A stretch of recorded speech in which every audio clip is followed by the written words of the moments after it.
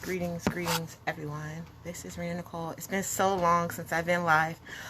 I don't really want to jump on like the bandwagon of like fear mongering and things, but just in case this little coronavirus is real, I have a few tips for people on how to build their immunity up. And I actually have live herbs for once. I have the herbs sitting here to show you guys what they look like, you know, so when you go get them, you know what to buy for your family and how to use them. So with that being said, let's dive into it, okay? All right. So the number one herb that everyone is posting about online is elderberry. I'm going to pour some into this bowl so you can actually see it because the plastic blocks it. But this is also something you're going to be using to help build your immunity up. But you can see it. It's raw elderberry, okay?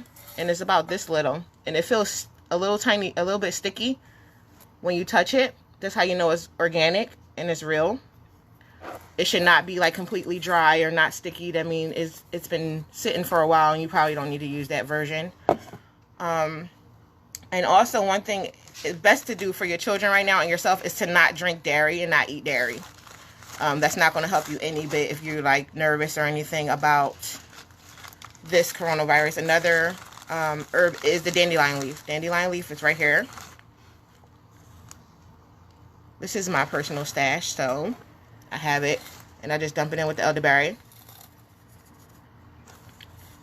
Right, so now you have elderberry and you have dandelion in the bowl, okay? Another one, oh, I'm sorry. I have so many herbs over here right now. We have the sarsaparilla root. I had it closed. I did not have it open. It's so expensive that I don't really leave it open ever because I don't want it to go bad. But sarsaparilla builds your iron up and it purifies the blood. All these purify blood, especially dandelion. But you see the color to it, it has like an orange tint to it. It shouldn't look green or anything like that. That means that it's been sitting out too long and that herbalist is giving you bad herbs. This is another one. So you're going to mix it in like that. Now, if you are pregnant, you can take elderberry and dandelion. I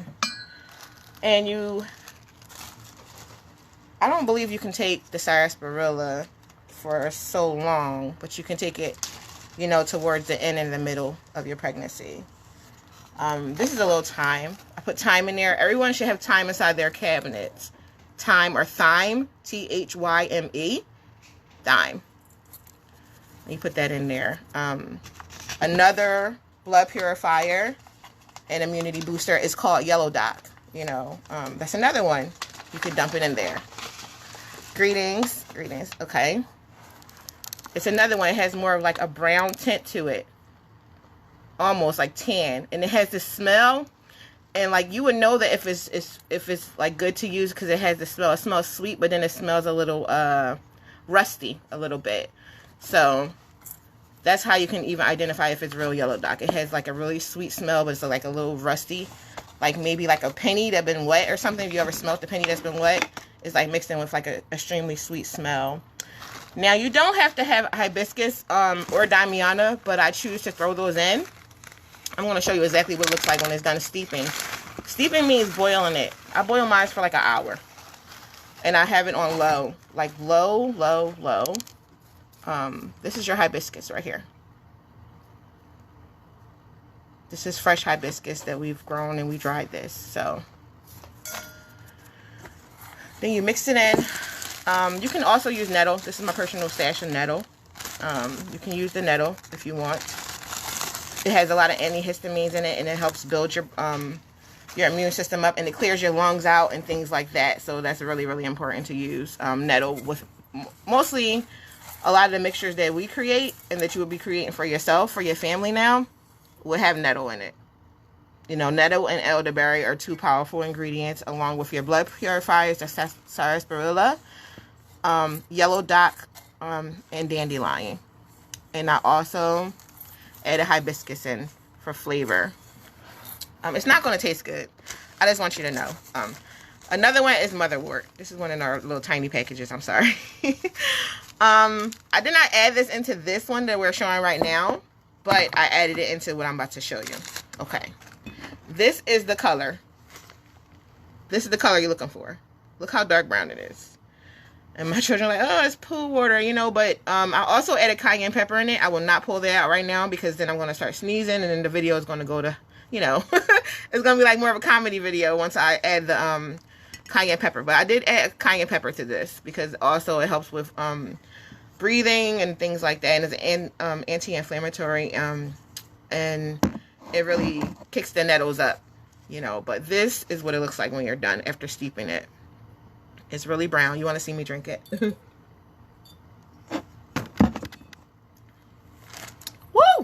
And it's really spicy. And it's really hot. That's really, really spicy. But that's, one more time, this is what your mixture is going to look like for your family. In case you did not see. We have, I'm going to say it again, we have the elderberry. Make sure it's not too dry. Make sure it's sticky. You see how it's sticking to my fingers? That's how elderberry consistency, that's how it is. We have sarsaparilla roots, we have dandelion roots, we have nettles, we have yellow dock, damiana, and hibiscus in this mix. And also cayenne pepper. Another thing to build your immunity is the sea moss. You probably won't find herb-infused sea moss, but I'm an herbalist, so I put herbs inside of mine. The consistency of the sea moss, it's supposed to be like jelly, okay? It's like jelly that you put on a sandwich. There you go. Mine set out overnight. I fell asleep. I apologize. But that's the consistency of it. Once you mix it up, you sit it in water and you mix it up with water and you add your herbs that you need to add to it. I really recommend, whether this virus is real or not, that people do take heed to not having dairy right now. Stay away from dairy and a lot of fried foods, you know, because that weakens your immune system, like a bunch of sweets and stuff like that, unless you're dehydrating it on your own, or you're like, you know, like your sweets are fruits and vegetables, you know. You can even eat frozen fruits and vegetables. You should start freezing your stuff now in case the supply and demand, it just runs out. But those are some great ways and efficient ways that you can help build your immunity up. Of course, like, please stay away from dairy, fried foods, you know. Of course, everyone should be vegan, but I'm not here to preach. I'm just here to give you some precautionary measures that you can take care of yourself and your family. Just in case this is a real virus that will affect people. You want to have some things in your system that's fighting, you know, give you a fighting chance, or your children a fighting chance before it even happens, you know. My God forbid that it doesn't happen, you know. We're not here for politics, but I hope that you guys enjoyed this video and take something from it. And please like, share, and subscribe. I have not been on live in so long and it felt so good. But if you have any questions, you can ask me and I will answer them under the live video. And have a nice day. All right, peace.